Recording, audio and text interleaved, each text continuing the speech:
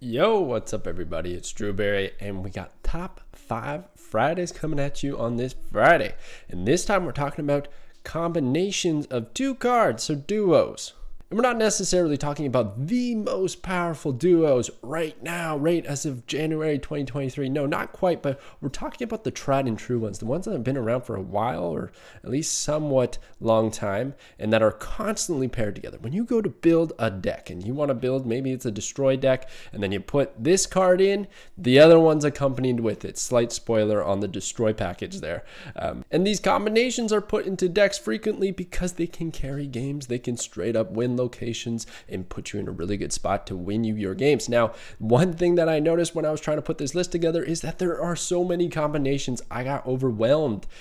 Deciding a top 5 is purely subjective. Depends on how you like to play the game, and also it's just based on your experiences when you do play the game. So we're going to do things a little bit differently. I have the honorable mentions up first because I just want to showcase the large amount of duos in this game. So let's check it out. All right, so here we go. We're just starting off here. I got quite a few slides of this, so I'm only going to briefly touch on every single card, but I try not to overlap. I try not to put Wong, for instance, as a combination with so many other on reveals. Like you could put Wong with a dozen other options.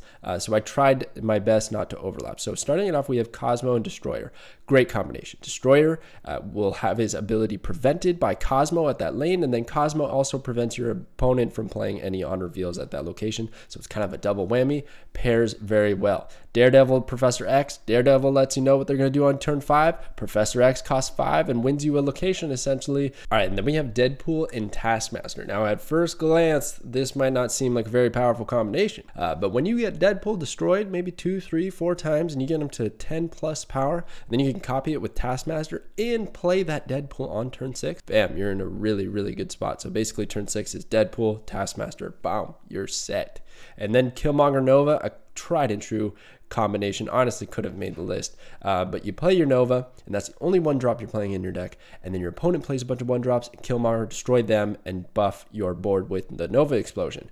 Wong and Thor is a great combo because Thor is going to give multiple Mjolnirs to your deck, while also Mjolnir will get Thor plus 6 power doubled if you play it at the Wong location. So both of those can have a great application with Wong. Death Wave, literally those 2 names side by side create an archetype in Marvel Snap. Death Wave has been a deck since beta, and it's basically since Wave was released. It's just such a good combo because if Death has a few destroys already and is deducted by 4, well, Wave is going to set the cost of all cards in your hand to 4, and it'll actually set Wave to 0. It's a bit of a bonkers combination. Galactus Null, I had to put this here even though it's Series 5, and honestly it could have been made the list, but I didn't put it there only because a lot of people don't have these cards. But essentially you play Galactus, you destroy everything on the other side of the locations, and then you get all that combined power onto Null, and you play Null on 6, and you probably win the game. It's a bit nutty. I think a lot of people get frustrated with this combination. Really, really, really good.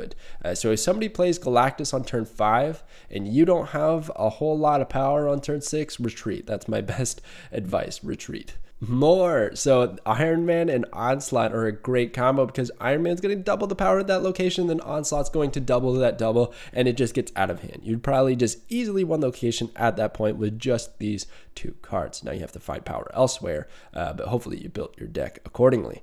Zero and Red Skull, great combo. Red Skull has a bad ongoing ability. Zero will remove it. Fantastic. You could even throw in Sauron there, but I have yet to see that card yet, so I didn't want to put it in this honorable mentions. Patriot and Ultron, great combo. All the drones go out. They don't have an ability. They're only 1 power, not very strong. Well, with Patriot, they're going to have 3 power each. That's easily 12 power at each location, and you could have other means of buffing them with like Kazar, Blue Marvel. So that's a great combo. Kingpin and Arrow is really, really fun, but sometimes tricky to pull off. You have to play Kingpin at a location where your opponent hasn't played a whole lot of cards, so that on turn 6, you can move them over with Arrow and get them destroyed. They won't even reveal. If you have priority and you move with Arrow, Kingpin will destroy them before they reveal, disabling any on reveal effects. It's a simple little nuance that actually can swing games. So then you also have Zabu and Shuri. This is another card, Zabu, that I could have put like so many different combinations. Same with Shuri, to be honest. Like Shuri Red Skull is great. But I just wanted to put them two together because they actually work really well together. You play Zabu on 3, and then you can Shuri into something else or play another 4-drop and just set up that turn 5 as your doubling power card. It's great in combo with Red Skull again. Dracula and Apoc are a timeless classic. They work so well together because if Apoc is the only card in your hand at the end of the game, Dracula is going to discard him and still get a +4 power that the Apoc would initially get. Like when he normally gets discarded, gets that +4. Well, Dracula will at least get that extra +4, which is really nice. It can actually make a big difference in your game. And then Brood and Silver Surfer are insane. One of the more broken combinations right now. If we were doing a top 5 competitive duos, this would probably be very high up there. I see people calling out for nerfs on Silver Surfer. I see other people saying that Brood is the problem. Honestly, I don't really know where I lie. I think maybe Surfer is the problem because Brood wasn't a problem until Surfer was released. So anyways, that's a crazy combo because all of those broodlings that Brood is going to summon are 3 costs. Silver Surfer gives them all +3 power. Easy combination. You can even hold on to that for turn 6. Even better with Sarah. And then you can play another 3-drop. Insane. More. And honestly, this is the last slide, but I could have done more honorable mentions. There's so many combinations in Snap. So you have to let me know. You gotta comment below another combo that I missed, and then maybe I'll give you guys star ratings based on what you can come up with. Okay, so here we have Luke Cage and Hazmat. These two are tied together because Hazmat's going to give all that -1 power to your opponent's side of the board, but also yours, which can be sometimes a hindrance. Well, Luke Cage is going to say no, I'm going to save the day and remove all of that negative power, which actually can be a really shocking play on turn 6. If you hold the Luke Cage until the end, your opponent probably won't be able to do the math and figure out how that negative power could get converted into power benefiting your location. So it's a really sneaky combo. And then Iron Fist and Human Torch, honestly, a lot of the move cards I could have put here, but they're kind of weak at the moment, and they all kind of do the same thing. You want to move the benefiting cards. So you got Iron Fist, Cloak, Doctor Strange, and then you got Torch, Dagger, and Vulture. Oh my gosh, I almost forgot. But there you go. Like those cards all in tandem kind of work together. A multiple man would be another one. But I wanted to put Iron Fist and Human Torch because I feel like it's one of the more simple combos. And playing off of that, there's the Falcon play. So all 4 of these cards right here actually work really well in the Bounce Bros deck. So you kind of bounce things back with Falcon and Beast, and that buffs your collector. And then you could do the Iron Fist Human Torch combo again to get to some crazy power levels while also benefiting your collector. So that's a really nice package all together there, and those cards kind of work in tandem together. Juggernaut and Storm is an incredible combination that I think more people should be running. You're probably sleeping on Jug. It's such a good card, even turn 6, just to move that power off of the location that your opponent planned on playing at.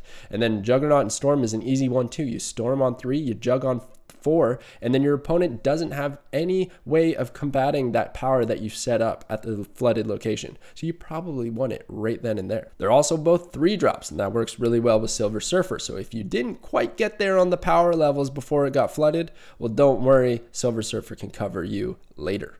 And then we got Leech and Leader. This wasn't a combination until about 2 months ago, and now it is running rampant on the meta. I actually don't see it nearly as often anymore, at least since the January season with Zabu and all that crazy stuff. So I feel like it's starting to fall off the map a little bit. I don't think the power total difference, changed things with Leader. He was 4, now he's 3. Ultimately, I don't think that made a difference. I think it's just a shift in the meta and people just being frustrated with this card, so they don't want to play it right now. But this combination is good because it removes the abilities of the cards in your opponent's hands, and then if they do decide to play them on 6, well, you can copy them with Leader, and if you're already winning the game, then it's a guaranteed dub. Colleen Wing and Swarm are a great combo. If Swarm is the lowest cost card in your hand, Colleen Wing's going to discard it, and then you get 2 Swarms back that cost 0, and it's great, and you can keep chaining that together. If you actually already discarded Swarm initially prior to that, then it's guaranteed to hit Swarm, and it's happy days. And then another discard combo is Invisible Woman and Hela. You're probably not running a Hela deck without Invisible Woman. It's because you want to save all those discards so you don't actually discard Hela. See, the idea is you play Invisible Woman, then you play like Swordmaster and Hellcow, and you leave that last slot open for Hela to be played there. So she's safe, she hasn't been discarded, but then you're going to discard all those cards at the end of the game, and then Hela's going to resummon them nice and safe unless you got Cos mode, and that sucks. But that's kind of how the game plan rolls out when you're running this combo, so they kind of just really work well together. Okay, those are the honorable mentions, but I've got 5 that I think actually stand out or are a little bit more iconic coming up to you right now. Number 5, White Tiger and Odin. We got the Tiger Bombs. Yeah, let's go. So this is like a series one of the first decks that you build combos. And it's really good. And I think a lot of people sleep on it later on, even though you're in series 3. Maybe it's because there's like Dr. Doom or some other things that you can do. But come on, it's still 7 power being dished out and then another 7 with the Odin. If you can combine this with Wong as well, even more power. But this combo right here can carry you early on if you're in series 1 and series 2. So the idea is that you play White Tiger, hopefully at a location that's already kind of full, but not entirely full. You got to leave at least one more slot, right? You get the Tiger over to the other location to get a bunch of power, and then you play Odin and you get a second Tiger. Now this is incredibly weak to Cosmo, and you're going to notice that that is a running theme. I mean, like, look back at the honorable mentions we just talked about. How many of those combinations get countered by Cosmo?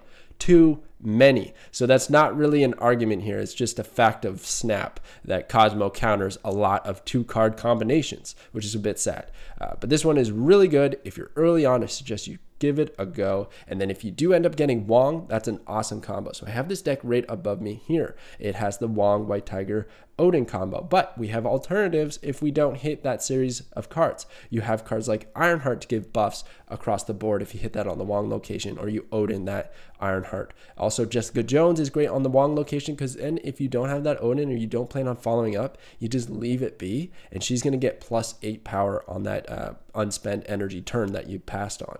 Then you got Wolfsbane for combos. Storm to storm a location so that you can get the Tigers over there is really nice. Iceman, Scorp are just great early curve cards, and then Ant-Man just because we're probably playing a lot of stuff and we can fill the locations, but that one could probably be swapped out if you want to go really heavy on the Honored Field. And then it's got Gamora because she's just really fun and underutilized. So there you go. Let's get to number 4. Number 4, Moon Girl and Devil Dinosaur. Oh man, if you guys don't know, Devil Dinosaur and Moon Girl actually have been nerfed several times. Moon Girl only changed the once. I believe she used to cost 3 and had 3 power. She's now a 4/4, as you probably have known her your entire time of playing Snap. But in the beta, early on, this combo was insane. Everybody was running Moon Girl, Devil Dinosaur, and then also Carnage and Nova. That 4 cards were in every single deck. If you weren't running that, you weren't winning games. Devil Dinosaur has gone through a number of changes, but has finally rested at 5/3 +2 power for each card that's in your hand. And in fact, I think he's still one of the better 5-drops, even though it used to be, I believe, a 4/0. Can you imagine that? 1 less discounted, yeah, 3 less power, but costing 1 less is insane. So anyways, the reason this combination is so good is twofold. So you can either play the Moon Girl after you've played your Devil Dino just to fill your hand and give all those buffs to your Devil Dino, and that's not too shabby on turn 6 with something else. But ideally, we play it on curve. We play Moon Girl on 4, Devil Dino, Devil Dino. So it's 2 dinos on 5 and 6, and you're probably winning the game because these dinos can get to easily like 13 power. And then if you run a deck where it kind of benefits that style of play, then you're going to be in a good spot. So we have America Chavez to thin the deck so that we can get this combo a little bit quicker. White Queen Sentinel, Cable, Agent 13. These cards are going to put cards into your hand to buff your collector, but also maintain a high hand size so that your Devil Dinos are always going to be at high power totals. Very weak to Enchantress, but you just got to run that risk. Hopefully you don't run into too many, or a Rogue is absolutely devastating to this combination. But it's a really fun one. It's, again, that's a series 1 combination that you can put in a lot of decks. A lot of these cards are series 1 that you could easily swap out. In fact, on further review, I did realize this is all Series 1 with a few Series 2 exceptions. So there you go. It's a nice new player deck that you can try out. And I suggest it. I think it's a really good one. Number 3, Arnim Zola and Black Panther. All right, so this combination is a little bit newer because this Black Panther came out as the Season Pass card in November. But these two just go hand in hand. It's such a good combination. It gets absolutely rocked by Cosmo, but if you don't have Cosmo and you end up being able to pull this off, it's great, because let's say there's locations like Sanctum Sanctorum or some other locations you don't want to play cards at, like Vibranium Mines, or just anything that's going to put cards in your deck, right? So instead, what you can do is you just stack on one location. You play maybe even Wong on top of this, so Wong, Black Panther, and then you Arnim Zola, and it's going to destroy both those things and resum them elsewhere, and they're going to double. Crazy power totals. These Panthers get out of hand. Honestly, this is one of the decks actually right above that I ranked up the most last season and a little bit of this season. It works really well with Shuri. I only just recently got Shuri, so I didn't actually was running her at that time. But and then Zabu as well for the season pass. But oh my gosh, these cards just work so beautifully together. So you double with Shuri, the Black Panther, and then the Black Panther at the Wong location maybe, and then your Arnim Zola. It's a wrap. So the only problem I see with this deck is, well, besides Cosmo, is that when I end up playing Black Panther and it's at an open location or at a Wong location, my opponents just retreat because they know what's coming. This combination is so well known for being such a strong combo, a strong duo, that people straight up retreat if they see Black Panther played, because they're like, oh, well, he's going to Arnim Zola, and if I do my math, I can't beat that. So I'm out. And fair play, it's probably coming because these cards are always paired together in deck building. So, I mean, not every time. A lot of people, I'm sure, play these cards individually. But this combination is very, very, very popular. And you got to watch out for it if you see a Black Panther get dropped. Number 2, Carnage and Bucky Barnes. I get asked so frequently, what's the best combination in Marvel Snap? What should I run in my deck if I've got a 10 card deck, and what else should I put in there? Or, Drew, I'm just starting out. What do I build? I'm in Series 2. What are 2 good cards to pair together? And I tell them every time, I think this is the best combination to just throw in almost any deck. I know, it sounds crazy. It's a destroy package, but hear me out. This combination alone is 10 power, which for 4 costs isn't great, and it's 2 cards, so you have to pick them up. But if you have other things in the way, like Squirrel Girl or anything like that, you can destroy them, and you get even more power on your Carnage. It's pretty insane to me, and it only takes up 2 slots. And if you have to destroy other things that are in the way. Maybe you ended up with cards in your hand like rocks or something, and you want to get rid of them and actually find value. Well, you can with the Carnage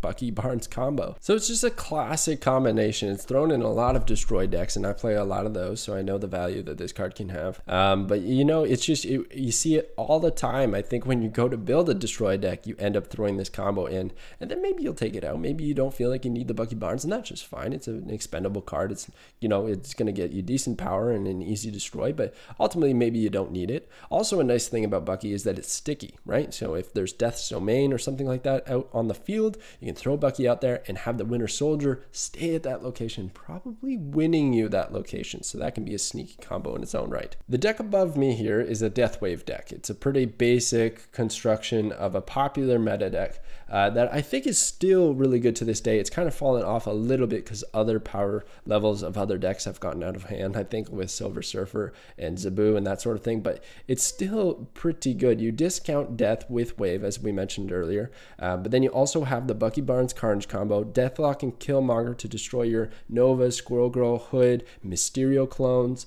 right? So then on that last turn, you can play Death at one location and then Arrow or Magneto to pull your opponent's power away from that location and definitely get the win. It won't work every time, but I do really love this combination, but it does get absolutely bricked by either Cosmo or Armor. Armor is the worst feeling in the world, because if you decide to play Bucky Barnes on 2 and then try to Carnage it the next turn, it's an easy layup for your opponent to play Armor.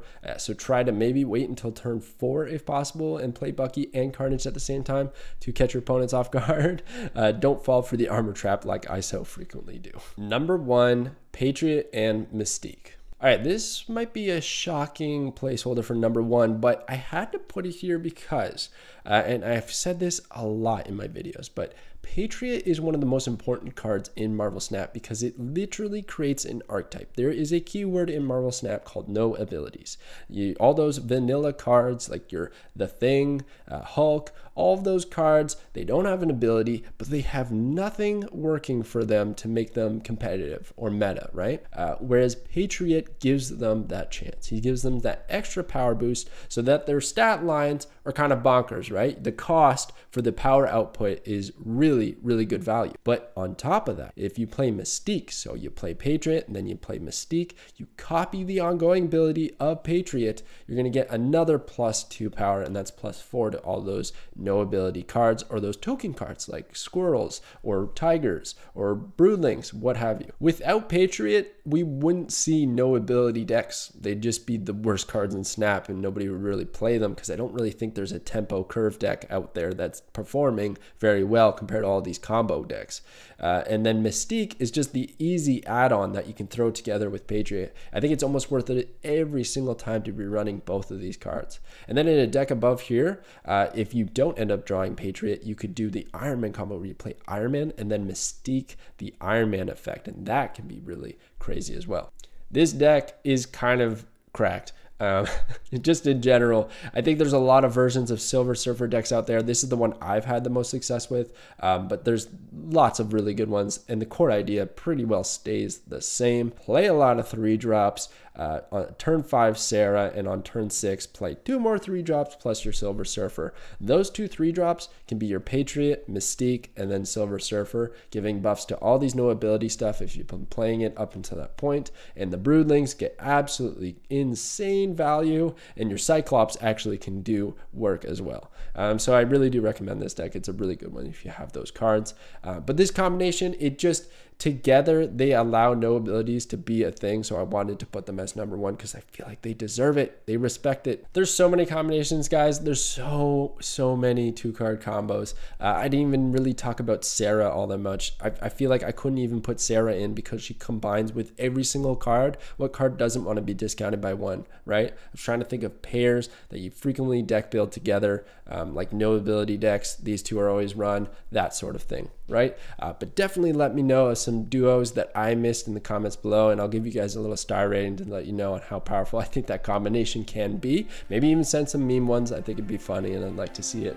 So thank you as always for watching, and I will catch you guys next time.